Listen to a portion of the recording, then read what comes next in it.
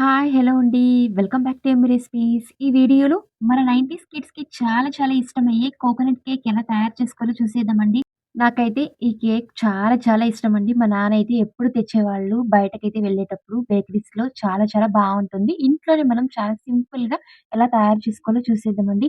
చాలా పర్ఫెక్ట్ అయిన కొలతలతో, చాలా టేస్టీ అయిన బేకరీ స్టైల్‌లో మించిపోయే ఇంట్లోనే చాలా ఈజీగా ఈ కోకోనట్ కేక్ తయారు చేసుకోవచ్చు. తప్పకుండా ట్రై చేయండి.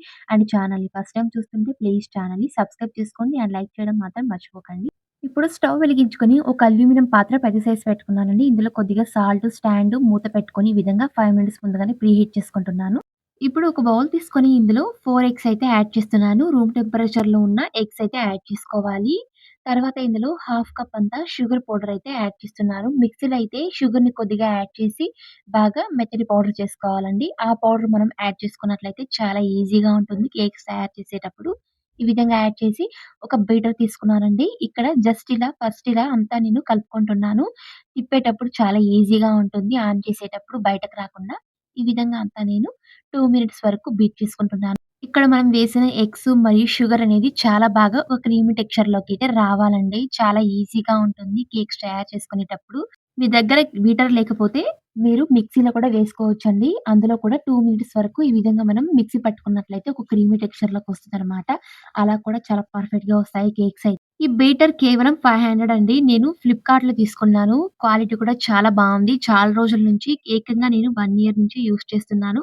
మీకు కావాలంటే మీరు కామెంట్ చేయండి. ఖచ్చితంగా లింక్ అయితే షేర్ చేస్తాను. చాలా కేవలం 500 కదండీ! చాలా చక్కగా ఈ విధంగా తీసుకున్నట్లయితే కిచెన్‌లో చాలా వరకు మనకు యూజ్ అవుతుంది. ముఖ్యంగా కేక్స్ చేసేటప్పుడు అండ్ ఆమ్లెట్స్ కూడా చాలా ఫ్లఫీగా రావాలంటే ఈ విధంగా బీటర్ సహాయంతో చాలా అలాంటి ఐటెమ్స్ అనేవి ఈజీగా చేసుకోవచ్చండి. చూడండి ఇక్కడ మనం క్రీమీ టెక్స్చర్‌లోకి వచ్చిన తర్వాత ఇప్పుడు ఒకసారిగా నేను అంతా ఈ విధంగా చూపిస్తున్నానండి. కన్సిస్టెన్సీ అయితే ఈ విధంగా ఉండాలి. అప్పుడు కేక్స్ అనేవి చాలా ఫ్లఫీగా, హైట్‌గా వస్తాయన్నమాట. ఇప్పుడైతే ఒక జల్లెడ తీసుకున్నానండి. ఇలాంటిదొకటి ఇందులో 1 కప్ అంతా మైదా అయితే యాడ్ చేస్తున్నాను. మీకు మైదా ఇష్టం లేదంటే గోధుమ పిండి కూడా యాడ్ చేసుకోవచ్చండి. హెల్తీగా కావాలంటే 1 కప్ మైదా యాడ్ చేసిన తర్వాత half table spoon baking soda, half table spoon baking powder అయితే యాడ్ చేస్తున్నాను. ఈ విధంగా యాడ్ చేసి బాగా జల్లడించుకోవాలండి.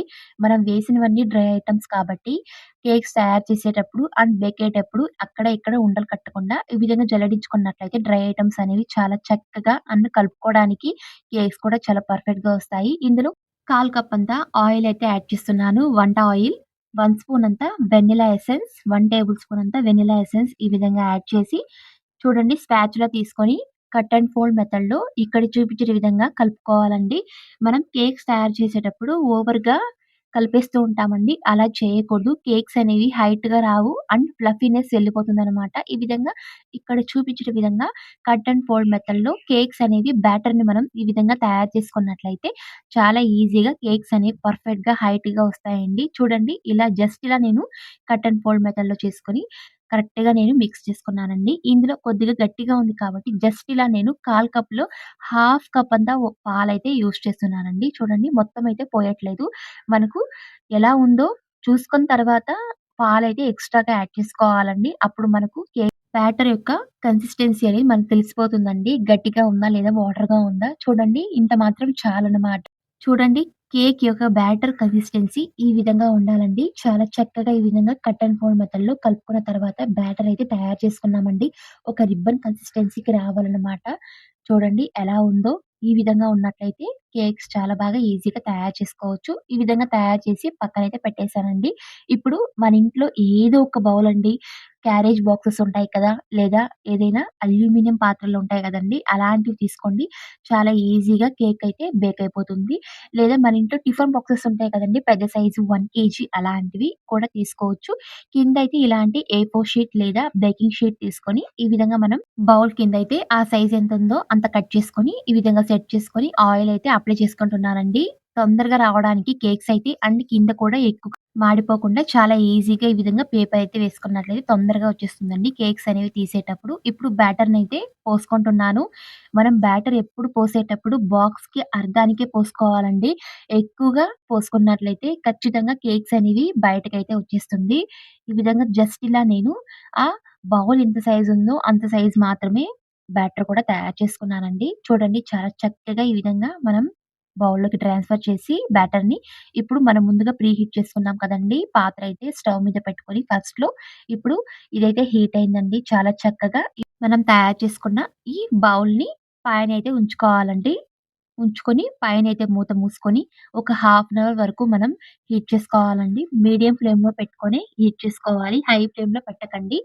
చాలా చక్కగా హాఫ్ అన్ అవర్ తర్వాత కేక్ అయితే బేక్ అయిపోయిందండి. చూడండి జస్ట్ మనం హాఫ్ వరకే పోసుకున్నాం కాబట్టి పైన వరకు వచ్చిందండి.